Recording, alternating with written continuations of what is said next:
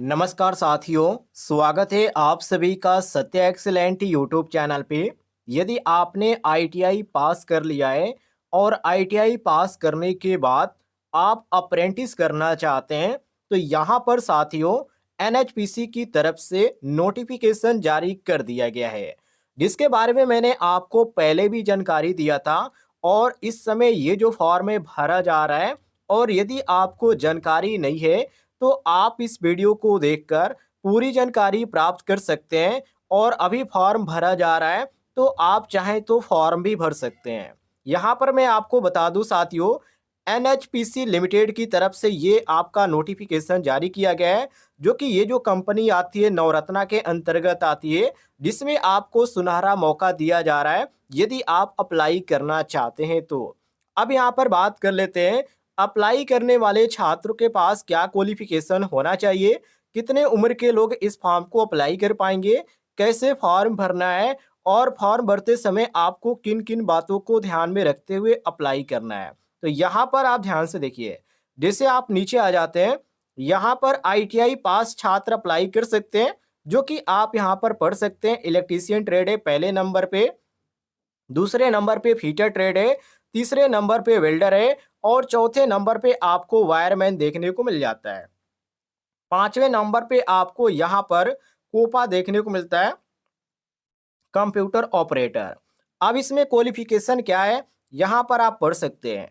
उम्मीदवारों को मान्यता प्राप्त बोर्ड से 10वीं या इसके समकक्ष परीक्षा 10+2 परीक्षा प्रणाली के तहत उत्तीर्ण होना चाहिए, और उनके पास एनसीवीटी या एससीवीटी मान्यता प्राप्त तकनीकी शिक्षा बोर्ड द्वारा अनुमोदित संबंधित ट्रेड में, जो यहाँ पे ट्रेड रखा गया, इन ट्रेडों से आपका आईटीआई उत्तीर्ण प्रमाण पत्र होना अनिवार्य है। यदि आपके पास आईटीआई का मार्कशीट और सर्टिफिकेट है और आपने प्राप्त कर लिया है, ऐसे छात्र जो अपेयरिंग वाले हैं वो बिल्कुल अप्लाई नहीं कर पाएंगे। ध्यान रखिएगा, आपके पास आपका मार्कशीट और सर्टिफिकेट होना चाहिए। उम्र की बात कर लें, यहाँ पर आप उम्र में ध्यान से देखिएगा, न्यूनतम जो उम्र इसमें मांगा गया है 18 वर्ष मांगा गया है, और अधिकतम उम्र के बारे में इन्होंने बताया है 30 वर्ष आपका उम्र होना चाहिए। वहीं आप यहाँ पे नीचे आ जाते हैं, यहाँ पर डिप्लोमा छात्रों के लिए भी यहाँ पे 2 सीट देखने को मिल जाती है, जो कि एक विद्युत का है और दूसरा सिविल का है। जो कि विद्युत में टोटल 7 सीटें खाली है, सिविल में 6 सीटें खाली है। और यहाँ पर क्वालिफिकेशन आपसे डिप्लोमा मांगा जा रहा है। डिप्लोमा जो आपका होना चाहिए इलेक्ट्रिकल इंजीनियरिंग और सिविल इंजीनियरिंग से है, तो आप अप्लाई कर सकते हैं। उम्र में इसमें आप देख सकते हैं 18 से 30 वर्ष यहाँ पे रखा गया है, जो कि साफ तौर पे इन्होंने लिख रखा है। अब यहाँ पे नीचे आ जाते हैं। अब एक चीज यहाँ पर ध्यान देने वाली बात है, जो कि सभी छात्र इसको ध्यान से पढ़िएगा। यहाँ पे दूसरे नंबर पे एक चीज यहाँ पे कहा जा रहा है कि जिन उम्मीदवारों ने वर्ष 2020 के बाद संबंधित अनुशासन में अपना डिप्लोमा पूरा किया है, केवल वही श्रेणी 2 तकनीकी डिप्लोमा अप्रेंटिस के लिए आवेदन के पात्र है।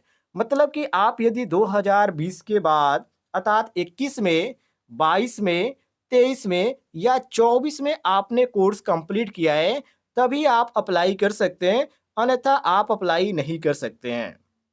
इसके बाद ट्रेनिंग के दौरान आपको कितना इसमें पेमेंट दिया जाएगा, तो यहाँ पर बताया जा रहा है कि श्रेणी 2 तकनीकी डिप्लोमा अप्रेंटिस को सरकारी शेयर सहित 8,000 रुपये आपको दिए जाएंगे। वहीं यहाँ पे जो आपको कोपा का जो ट्रेड है, उनको यहाँ पे 7,700 रुपये दिया जाएगा। बाकी इलेक्ट्रीशियन, फीटर और वेल्डर, वायरमैन आईटीआई के ट्रेड के छात्रों के लिए यहाँ पर जो रखा गया है, आप पेमेंट यहाँ पर पढ़ सकते हैं। इसमें 8,050 रुपये देने की बात कही गई है। तो यहाँ पर इलेक्ट्रीशियन, फीटर, वेल्डर, वायरमैन के लिए 8,050 रुपये है। इसके बाद साथियों आप यहाँ पे नीचे आ जाते हैं, तो यहाँ पर इसमें वरीयता के बारे में बताई गई है। तो यहाँ पर आप ध्यान से पढ़िएगा। इसमें कहा जा रहा है कि अप्रेंटिस प्रशिक्षकों के चयन में निम्नानुसार प्राथमिकता दी जाएगी।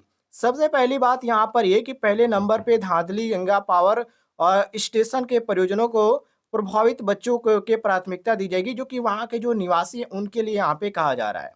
अब नीचे आ जाइए, यहाँ पर आप नीचे आ जाते हैं, तो जो यहाँ पे शारीरिक मापदंड है इसके बारे में इन्होंने बताया है। फिटनेस से संबंधित, तो फिटनेस आपका यहाँ पर जो आपका सर्टिफिकेट होगा वो लगेगा। आवेदन कैसे करना है अब यहाँ पर बात कर लेते हैं। तो आवेदन करने के लिए सबसे पहले आपको अप्रेंटिसशिप की जो ऑफिशियल वेबसाइट है, वहाँ पे रजिस्ट्रेशन करना अनिवार्य है। यदि आपने रजिस्ट्रेशन नहीं किया है, तो रजिस्ट्रेशन कर लीजिएगा।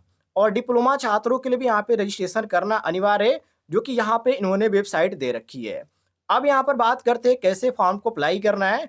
तो यहाँ पर आप ध्यान से पढ़ेंगे तो इसमें यहाँ पे कहा जा रहा है, उम्मीदवारों को अपनी शैक्षिक योग्यता एवं मार्कशीट, अस्थायी निवास प्रमाण पत्र, परियोजना प्रभावित परिवार के सदस्यों को प्रमाणित करने वाले दस्तावेजों, आधार कार्ड की प्रति, और जो भी यहाँ पे आपका जो यहाँ पे लगेगा, जो फॉर्म भरते समय डॉक्यूमेंट मांगा जाएगा, वो सभी डॉक्यूमेंट आपको अटैच करना है, मतलब कि 2 कॉपी कराना है। और यहाँ पर जो आपको देखने को मिल जाता है लोकेशन, इसी लोकेशन पे पोस्ट ऑफिस के माध्यम से आपको भेजना पड़ेगा। ये चीज़ आप ध्यान रखिएगा। इस तरह आपका ये फॉर्म जो है ऑफलाइन भरा जाएगा।